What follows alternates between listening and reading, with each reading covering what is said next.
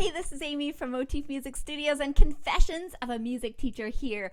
The first song I learned on piano is Happy Birthday, but the funny thing is I never took it from there and had my own signature version of Happy Birthday. So every time there was a birthday, people would say, play it on the piano, and I would have a little mini panic thinking, oh my goodness, I need to learn a better version of Happy Birthday. So this spring with my students, I'm teaching them how to arrange their own signature version. I have a resource for that. That's a paid resource that I'll link in the video description. But if you love to learn a special version with sheet music, Carol Matz has provided 3 different versions with free sheet music for some really beautiful arrangements of Happy Birthday. So you won't be stuck like I was, not knowing Happy Birthday for the next friend or family birthday party, because we know it's going to happen and you're going to be ready. So stay tuned for 3 different versions of Happy Birthday and download your sheet music thanks to Carol Matz, and then you can take a peek at the paid resource I'm using with my students to figure out their own arrangement of Happy Birthday.